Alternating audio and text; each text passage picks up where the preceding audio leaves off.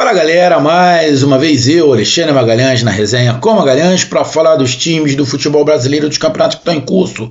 Nesta segunda-feira de muito frio aqui no Rio de Janeiro, muito frio mesmo. Moro aqui próximo ao mar, então pega pesado quando esfria. E o Rio de Janeiro inteiro esfriou bastante. Para o Atlético Paranaense, esse frio não é uma surpresa, né? Porque lá no sul do país, quando faz frio de gente grande. Aqui pro Rio, a temperatura caiu a 20 graus e eu já tá pensando que é a morte, né? Tava ali mais ou menos em São Januário, mais ou menos 17 graus, mais ou menos, e com o cair da noite, né? Quanto mais vai passando a noite, vai caindo um pouquinho mais. Mas pra gente carioca aqui, bastante frio. Mais um jogo que fechou a 24ª rodada do Campeonato Brasileiro, um jogo muito quente. E eu acho que com a temperatura no final do jogo desnecessária. Desnecessária. Acho que o Pedrinho, né, tem que tomar uma atitude. O Pedrinho vai ter que tomar atitude. E aí a gente vem saber que o Figura era de torcida organizada. Fica difícil, né, irmão? A gente vai falar sobre isso, vamos falar sobre o jogo, vamos falar sobre o tumulto no final do jogo. E eu já vou dizer de cara, este babaca tinha que sair do Vasco da Gama. Bom, eu não sei quem é que colocou aquele Figura como segurança do Vasco da Gama. Não sei quem foi que colocou, o tal do Betinho. Mas, irmão, tá boa. Ele não tem a menor condição de trabalhar como segurança. Ele não é segurança. Segurança é outra coisa. A classe dos seguranças é outra coisa. Aquilo ali é um torcedor infiltrado como segurança. Não pode ter um cara desse. Um cara desse mancha a classe dos seguranças, que é uma classe muito importante para o nosso país. Aquilo ali não é segurança. Eu não sei o que o Pedrinho vai fazer com esse babaca. Esse babaca não pode mais trabalhar no Vasco. Não pode. Não pode fazer parte do quadro de nada do Vasco da Gama. De nada do Vasco da Gama. Mas a gente vai falar também sobre isso, vamos falar sobre a classificação e o próximo jogo de cada um deles no Campeonato Brasileiro. O próximo jogo de Atlético Paranaense e Vasco é pela Copa do Brasil. Eles vão se enfrentar de novo. Aí será que esse babaca desse Betinho vai estar lá? Será que esse babaca vai estar lá? Já vai ter um problema, né? Porque se eu sou do Atlético Paranaense, eu ia colocar mais segurança. Ia chamar mais segurança. Botar uns armários para ver se esse merda ia encarar. Não, só para chamar. Não tem outra palavra. Só dá para chamar esse cara de merda, né? Não tem como não falar. Complicado, um tumulto desnecessário. Então vamos falar sobre Vasco da Gama 2 de virada, Atlético Paranaense 1. O Vasco vence, passa na tabela e vai com uma moral para o jogo da Copa do Brasil, que também é em São Januário, se eu não estiver enganado. Vou até dar uma olhada aqui, se eu não estiver enganado. O jogo da Copa do Brasil também é em São Januário. Deixa eu até pegar aqui. Copa do Brasil. Deixa eu pegar aqui. Copa do Brasil. Exatamente. O jogo é em São Januário. Na quinta-feira, dia 29 de agosto. Para que criar aquilo? Para que criar esse clima?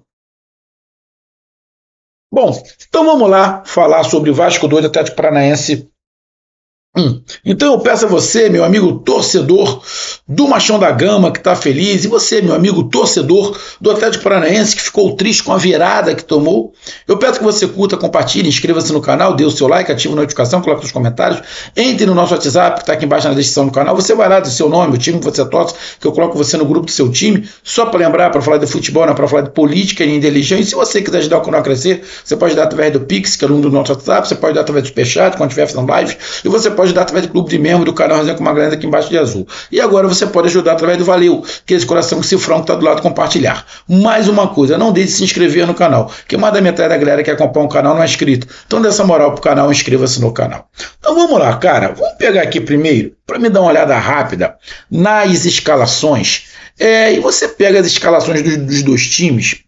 Cara, os dois times vieram quase que com todos os titulares. Teve ali, obviamente, no Atlético Paranaense, não tinha o Fernandinho. O Fernandinho não estava nem o banco de reservas, se eu estiver enganado. E o Vasco ali com, acho que é o time principal.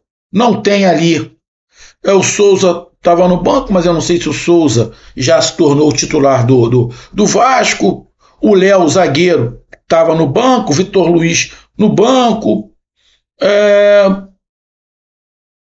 Galdames no banco, Leandrinho, ou seja, os times foram quase que completos. Um ou outro ali com mudança. Diori aqui é reserva, o Madison é reserva, o Coelho vira e mexe titular reserva, mas foi mais ou menos com o time quase que completo os dois. Até porque os dois na tabela do Campeonato Brasileiro não estão num momento dos mais espetaculares. O Atlético Paranaense estava na frente do Vasco, estava ali estava na nona colocação, né? E o Vasco na 10ª colocação. O Vasco com 28 pontos e o Atlético Paranaense com 29. Ou seja, muito distante do G6. O G6 hoje, o sexto colocado é o Bahia, tem 39. O Atlético Paranaense estava a 10 pontos do Bahia. E o Vasco mais atrás. E aí você pega aqui em relação à zona de rebaixamento, o primeiro time dentro da zona de rebaixamento é o Vitória com 22. Ou seja, o Atlético Paranaense estava a 7 e o Vasco a 6. Ou seja, eles estavam muito mais perto da zona de rebaixamento do que do G6. Então, era um jogo super importante para dar uma distanciada da zona do rebaixamento. Então, foi basicamente ali com uma outra ausência, os times principais. E aí a gente pega aqui a classificação, né? Com esta vitória do Vasco, o Vasco ultrapassa o Atlético Paranaense, fica com 31 pontos, com um jogo a menos, né? Na 8ª colocação. Esse um jogo a menos não faz o Vasco entrar no G6, porque o Vasco nesse momento está a 8 pontos do Bahia, que tem 39, mas tem um jogo a menos. Não sei nem contra quem é esse jogo a menos do Vasco. Se ganhar esse jogo a menos, chega a 34. Não consegue chegar no G6 e nem passa o Cruzeiro, que está com 37 e um jogo a menos. Mas diminui. Pode começar a sonhar? Pode começar a sonhar. Mas nesse momento, eu também não vejo o Vasco brigando ainda pelo G6. Não vejo o Vasco ainda brigando pelo G6. Mas ganhando o jogo que falta, diminuindo, sai essa margem aí para 5, 6 pontos, você pode começar a sonhar. Mas o Vasco pode começar a sonhar se esse G6 se tornar G7. Por exemplo, já começa a sonhar. Então o Vasco vence a partida e está na 8ª colocação do Campeonato Brasileiro. As próximas partidas do Vasco pela Copa do Brasil, na quinta-feira, contra o próprio Atlético Paranaense em casa, e depois, pelo Campeonato Brasileiro, no domingo, dia 1º de setembro, o Vasco viaja para pegar o Vitória. Então, se o Vasco tivesse perdido em casa como estava perdendo no primeiro tempo, o Vasco ia fazer um jogo com Vitória, um jogo mais complicado, porque o Vasco ia ficar com 28 pontos e o Vitória tem 22. O Vasco ia estar tendo um confronto direto contra um time que está brigando contra o rebaixamento lá. Então, cara, a vitória do Vasco foi espetacular nesse sentido. E o Atlético Paranaense, cara, o Atlético Paranaense, com esta derrota, fica ali na 10ª colocação com 29 pontos, porém, com 2 jogos a menos. Com esses 2 jogos a menos, o Atlético Paranaense pode chegar a 35 pontos e ultrapassar o Vasco, porque o Vasco só tem um jogo a menos, então o Vasco pode chegar a 34. O Atlético Paranaense tem 2 jogos a menos, pode chegar a 35. Então o Atlético Paranaense ainda pode passar o Vasco, quando tiver todos os jogos em dia. Porém, a gente tem que viver a realidade do momento. Ainda não teve esses jogos atrasados. Então, nesse momento, o Atlético Paranaense está na 10ª colocação com 29 pontos. Na minha opinião, uma campanha muito abaixo. A campanha do Atlético Paranaense é muito abaixo do que a torcida do Atlético Paranaense pensava. Eu tenho certeza que a torcida do Atlético Paranaense está muito, muito revoltada com a campanha no Campeonato Brasileiro. E aí, o Atlético Paranaense nem próximo do G6 está a 10 pontos do Bahia, parceiro. Lógico, pode diminuir com os 2 jogos a menos. Mas nesse momento, nem disputando uma vaga na Libertadores, o Atlético Paranaense está. Nem disputando uma vaga na Libertadores. E tem um detalhe. O time que está atrás do Atlético Paranaense é o Internacional, que tem 28 pontos. E o Internacional tem 4 jogos a menos. Ou seja, campanha do Atlético Paranaense realmente, na minha opinião, é decepcionante, para não falar ruim. E os próximos confrontos do Atlético Paranaense são contra o Vasco, pela Copa do Brasil, em São Januário, e no domingo joga contra o Vasco em São Januário, e no domingo o Atlético Paranaense recebe o Palmeiras. O Palmeiras, que está fora da Copa do Brasil, foi eliminado na Copa do Brasil, só está treinando e só tem chance de ser campeão no Campeonato Brasileiro. Um jogo complicadíssimo para o Atlético Paranaense no domingo, dia 1º de setembro, mando de campo do Furacão. A situação no Campeonato Brasileiro do Furacão, apesar de 2 jogos a menos, é preocupante. É preocupante. E aí a gente vai aqui agora para a gente dar uma olhada na estatística. Como é que foi a estatística desse jogo? Bom, o Vasco deu 4 chutes em direção ao gol e o Atlético Paranaense também. O Vasco deu 7 chutes ao total e o Atlético Paranaense 8. Posse de bola, o Atlético Paranaense teve mais posse de bola. Faltas, 10-11, 10 para o Vasco, 11 para o Atlético Paranaense. Cartões amarelos, 2 para o Atlético Paranaense e 1 para o Vasco. Vermelhos, nenhum. Impedimentos, 4 para o Vasco e 1 para o Atlético Paranaense. Escanteios, 4 do Vasco, 5 do Atlético Paranaense. E defesas, né, dos goleiros, 3 do Vasco e 2 do Atlético Paranaense. Bom, primeiro tempo do Atlético Paranaense. O Vasco não conseguiu se encontrar, não conseguiu jogar, não conseguiu armar, o ataque não funcionou. O Atlético Paranaense conseguiu dominar o jogo, fez um gol aonde acho que o goleiro do Vasco se posicionou errado, acho que dava para pegar a bola, que a bola não foi tão forte. Mas o Atlético Paranaense foi superior, conseguiu anular o ataque do Vasco e conseguia chegar no ataque com muita rapidez e com muito espaço. O Vasco não conseguia atacar e não conseguia marcar. Então o Vasco deu sorte de só ter tomado 1. Só ter terminado o primeiro tempo apenas 1-0 o Atlético Paranaense.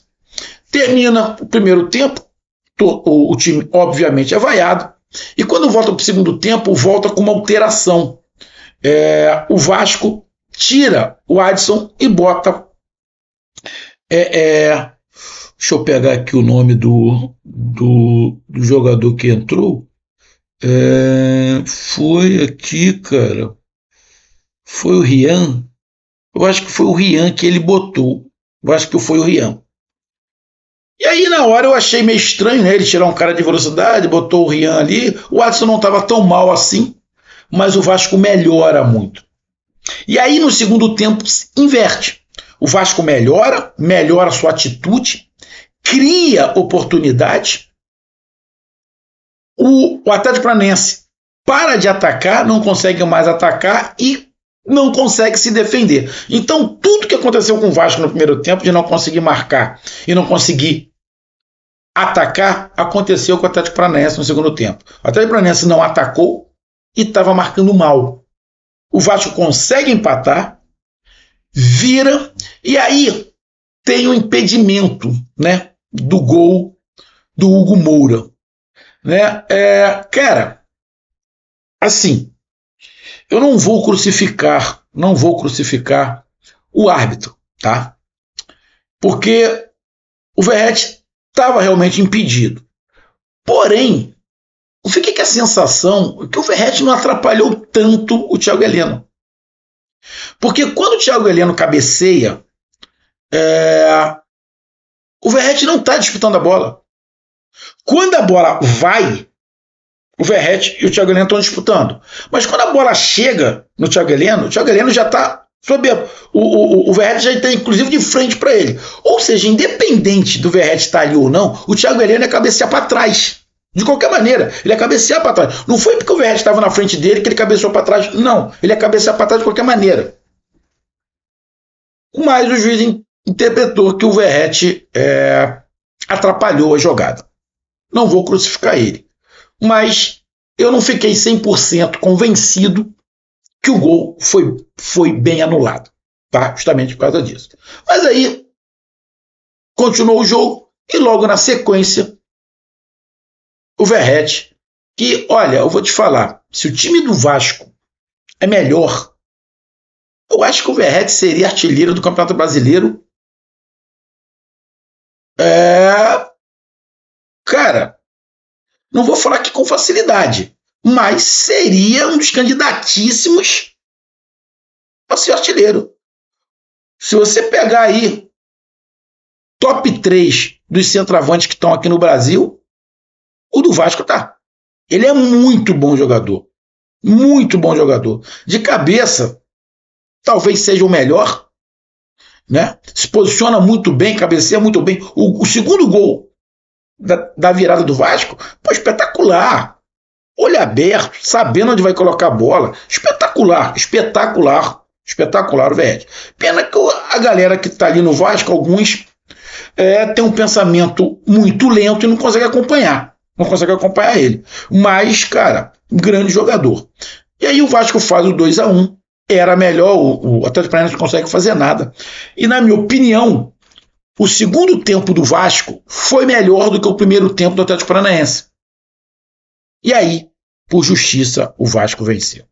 E aí a gente vai pro tumulto, pro imbecil do tal do Betinho.